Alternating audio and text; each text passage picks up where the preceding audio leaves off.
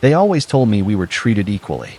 But the day my brother got keys to a brand new car, I finally accepted the truth. I stood there, half smiling, half swallowing the lump in my throat, while the rest of my family clapped and cheered. There it was, Jason's graduation gift. A silver Honda Civic with a massive red bow slapped across the hood like some kind of trophy. Mom had tears in her eyes. Dad was recording it on his phone like we were witnessing a historical moment. Jason? He just laughed, tossed the keys in the air, and said, "Finally," as if he'd been owed that car his whole life. And maybe he had been. I clapped too. Not too loud, not too soft, just enough to blend in. But inside I was numb. Not jealous, not bitter, just tired. Tired of pretending that it was all equal. Tired of convincing myself that love didn't need to look like money or praise or attention. Because 2 years ago, when I graduated, I didn't get a car. I didn't even get a card. My gift was a thrift store sweater. It still had the $4.99 Goodwill tag on it. They said, "We're so proud of you, honey. You're always so low maintenance. You don't need flashy things to feel loved." But apparently, Jason did. And he got them. Always. I used to believe what they told me growing up, that we were the same in their eyes. That love isn't about gifts, and you boys will always be treated fairly. But when you're standing next to your brother while he peels off in a car you could never afford, all while your parents cheer louder than they ever have for you, that lie starts to rot. Growing up, I didn't mind sharing. We split everything. Clothes, birthday parties, even bunk beds. I figured it was just how families worked. Hand-me-downs were normal. Jason always got the new stuff first, and then it trickled down to me. He grew out of jeans. I wore them next. He broke a toy. I got the fixed version. He got grounded. I got a lecture. Mom used to say, "You're the easy one. Jason needs more support." I accepted that. For years. Even when Jason came home with failing grades, he'd get pizza and a pep talk. When I brought home A's, "That's great. Now keep it up." That was the praise. Just keep it up. I didn't rebel. I didn't make noise. I figured if I just stayed good enough, long enough, someone would finally see me. They never did. But I think the moment that really snapped something in me was when Jason hugged Mom after getting the car, and she whispered loud enough for everyone to hear, "You earned it, baby. You've had a rough few years. We're so proud of you." I earned it too. I just didn't complain while doing it. That night, after the party, I went to my room and sat on the edge of the bed. The same bed I slept in during high school. Same posters on the wall. Same hand-me-down desk. I looked around and thought, this place isn't mine. It never really was. I pulled the sweater out of my drawer. The one they gave me 2 years ago. Still folded. Still stiff. Still a size too big. I remember that day so clearly now, how they handed it to me like it was enough. No celebration. No family dinner. Just, "We figured you could use this. Congratulations." That sweater might as well have been a note that said, "You don't matter as much." I didn't sleep much that night. I just stared at the ceiling, thinking of all the ways I had tried to earn something that maybe was never even on offer. Not a car. Not money. Just love that felt the same in both directions. And maybe, just maybe, it was time I stopped waiting for it. You'd think it would have started with the car. But no, the car was just the cherry on top.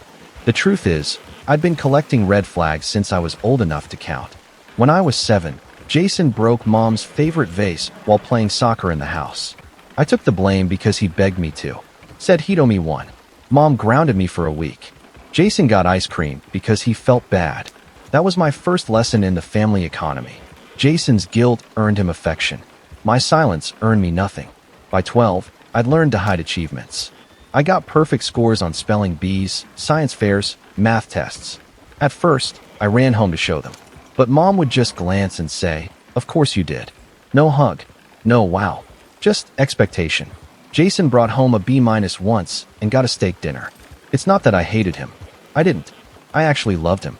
Looked up to him, even when he was a mess. I wanted to be his friend. But he never really saw me as an equal.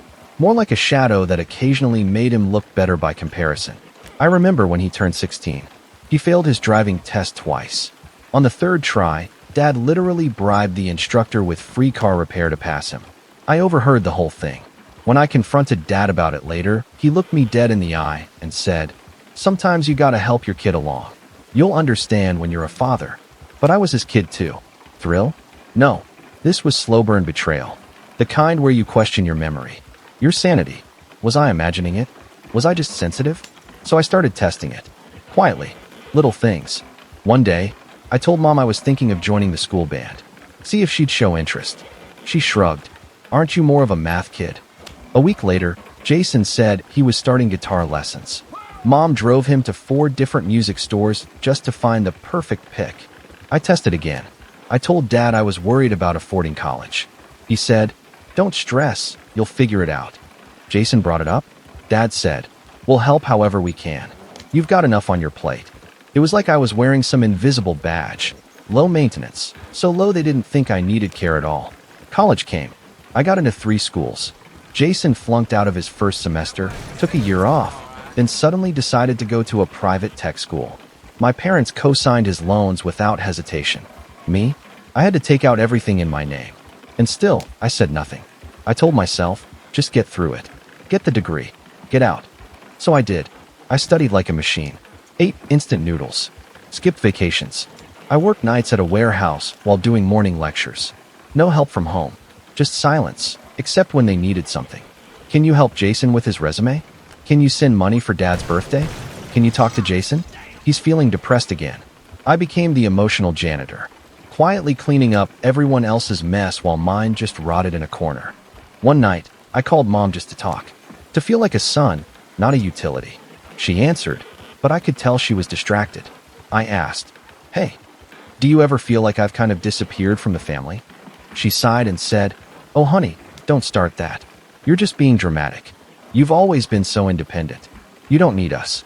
That was the last time I called without a reason. And when graduation came, I didn't invite them.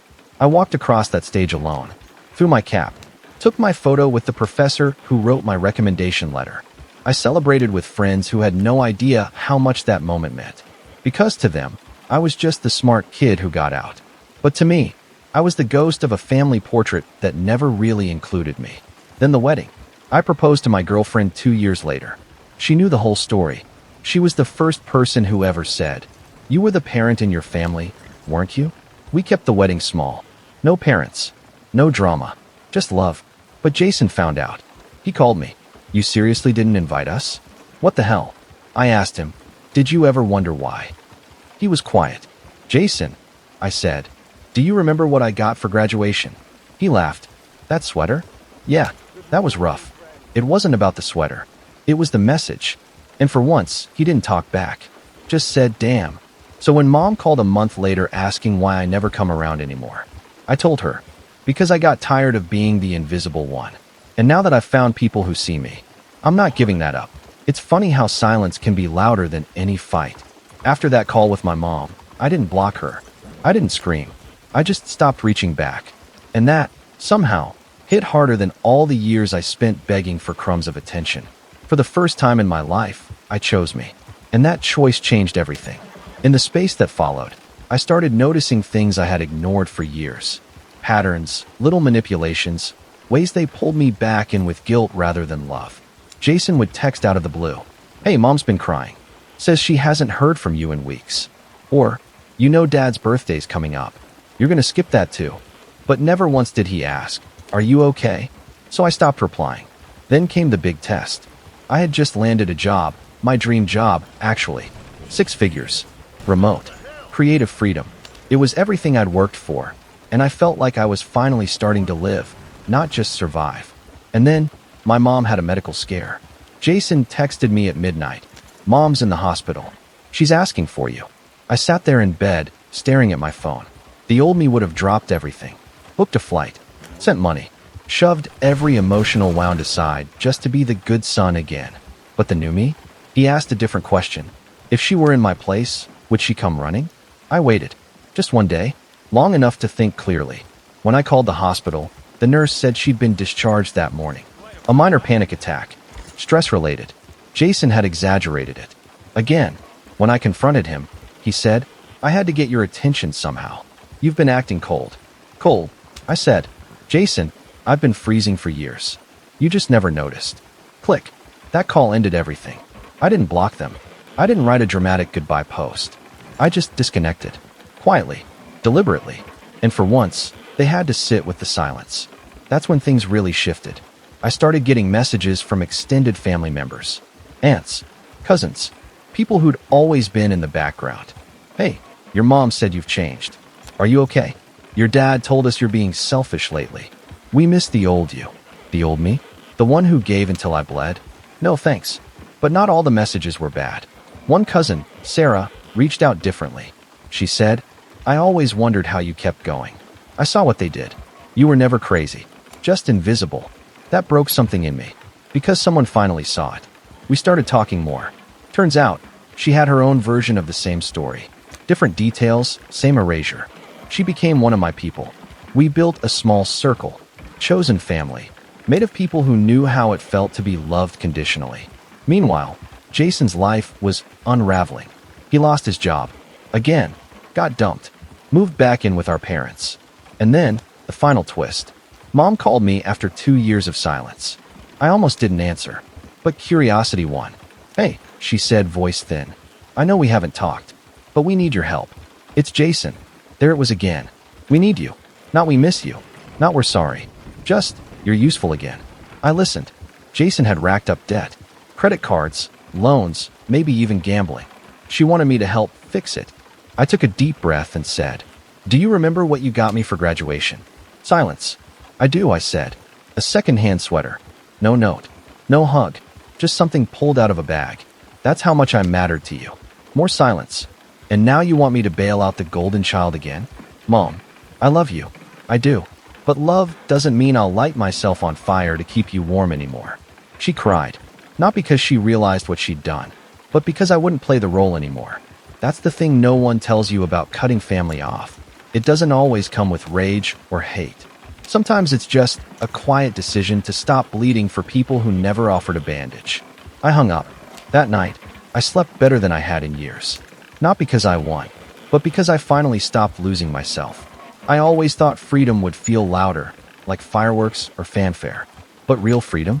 It's quiet. Still, almost scary at first. After I cut contact with my parents and Jason, I expected guilt to come rushing in like a wave. But instead, there was this eerie calm, like the storm had finally passed, and I could hear my own voice again.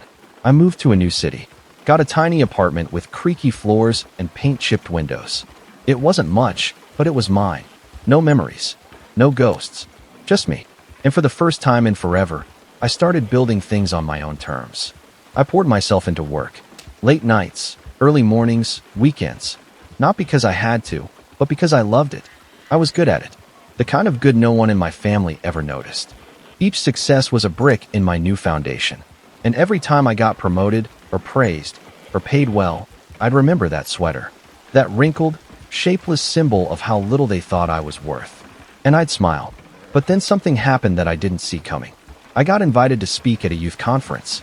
About perseverance. Growth. Turning pain into power. At first, I said no. What did I have to say to a room full of strangers? But then I thought about all the kids like me, the ones who gave everything to people who never clapped for them. I thought about the ones still waiting for validation that might never come. So I said yes. I stood in front of 300 teenagers, heart pounding, palms sweating, and told them the truth. That I was the forgotten sibling, the backup plan, the second choice. That I spent years chasing approval that wasn't real. That my turning point wasn't a dramatic moment. It was a quiet one. A single breath. A single decision. I deserve better. When I finished, there was silence. Then, a slow clap. A standing ovation. Afterward, a girl maybe 16 came up to me with tears in her eyes. My brother gets everything, she said. My parents act like I'm invisible. I thought I was crazy, but you made me feel sane. I hugged her. I didn't say anything profound, just held her, because I knew exactly what that felt like. And just like that, my story stopped being about revenge. It became something else. A map. A way out. From that day on, I spoke more. Schools, podcasts, panels. Not as a victim, but as someone who escaped the cycle. But with growth comes tests. One night, I got a text from a number I didn't recognize. Heard you're giving speeches now? Just know people are starting to ask questions. Maybe you should watch what you say. I stared at the screen. Jason, still trying to control the story. Still trying to scare me into silence. But he didn't realize something. You can't shame someone who's already told their own truth. So I replied with just one line. I wore your shadow for years. Now I'm the one casting it. Then I blocked him. The next week, a journalist reached out. She'd heard about my story from someone at the conference. Said she wanted to do a piece on sibling favoritism and generational trauma. I hesitated. Part of me still feared my parents reading it. Still worried I was being too much. But then I remembered that folded sweater. That red bow on Jason's car. That long drive home with my chest hollow and eyes wet. And I said yes. When the article came out, it exploded. Thousands of shares. Comments from strangers who said they'd lived the same story. I wasn't alone anymore. Better yet, I wasn't invisible. One comment hit me the hardest. You didn't just survive your family, you outgrew them. That was it. The ultimate twist. Not revenge. Not a car.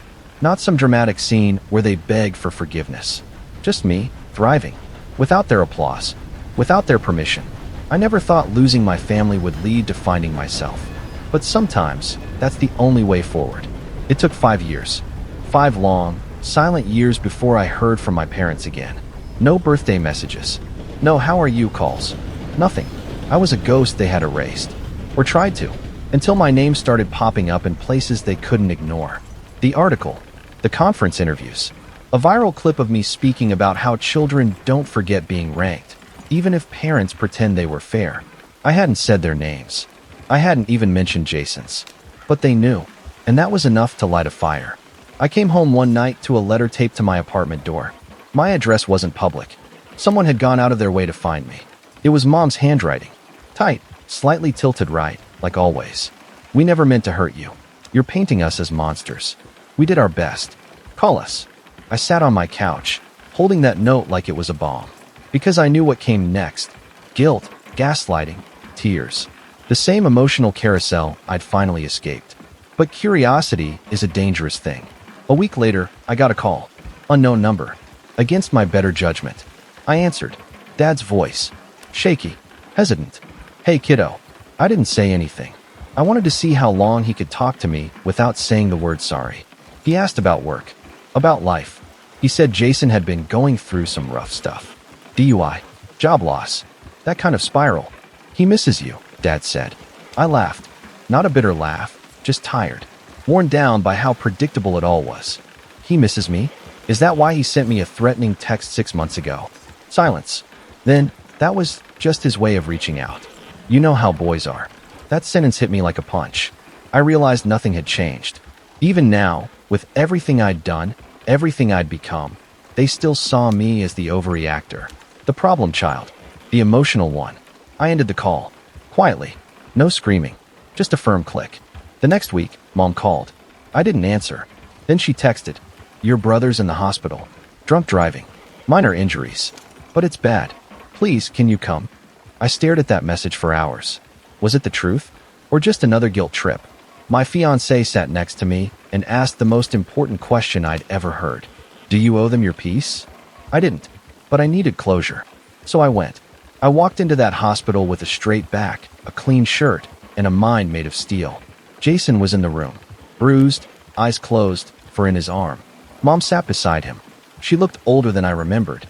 Smaller. When she saw me, her face crumpled. Oh, thank God. I didn't hug her. I pulled up a chair, sat, and waited. She started talking fast, about how things had been hard, how Jason hadn't been the same since I left, how families should stick together. And finally, she said it. Can't we just move on from all that? We love you, you know. I looked her dead in the eyes and asked, would you have loved me if I hadn't disappeared? She blinked. You mean? I mean if I had stayed. Kept quiet. Let you treat me like the backup son. If I had clapped louder when Jason got the car, would that have been enough? She didn't answer. Because we both knew the truth. Jason stirred. Opened his eyes. Groggy. Hey, he mumbled. You came. I nodded. You almost killed someone, I said. He shrugged. You always were dramatic. And there it was, the final confirmation. He hadn't changed. Neither had they. I stood up. Mom reached out. Please, don't go. But I had already gone years ago. This visit? This was just a funeral for hope. I walked out of that room, heart racing but steady. I didn't feel guilty. I felt free. Later that night, I sat on my balcony, watching city lights flicker like stars. And I realized something. Sometimes, the smartest way to test who loves you is to disappear. Not forever. Not to hurt them, but to see who follows, and who only notices when they miss your usefulness. They never came looking, but I found myself, and that was the smartest thing I ever did. You know what's wild? The first standing ovation of my life came from strangers. Not my mom, not my dad, not Jason. It happened at a college symposium in Chicago, a last-minute invite to speak about education equity and overlooked students. I almost didn't go. Imposter syndrome whispered, "You don't belong on that stage." But something louder inside me said, "They need to hear this." So I spoke. I didn't mention my name or theirs. I didn't point fingers. But I told the story of a kid who followed every rule, gave every inch of himself to please a family that only clapped for rebellion. And when I said, sometimes the pain doesn't come from what you didn't get, it comes from knowing you were never truly seen.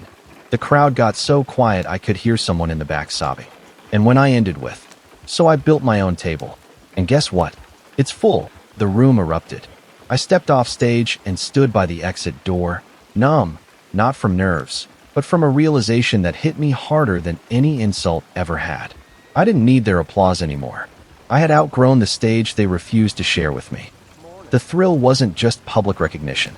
It was the silence I kept when Mom finally sent that long apology letter. 5 pages, handwritten. She talked about her childhood, how her parents favored her brother, how she thought giving Jason more would balance things, how she didn't see she was repeating history. She begged me to call her. I didn't. Not out of hate, but because healing doesn't always require reopening the wound.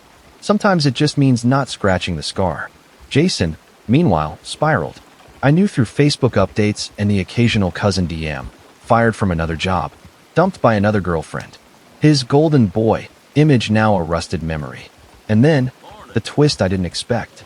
He showed up, uninvited, outside my apartment. I was sipping coffee on my balcony when I saw him on the street.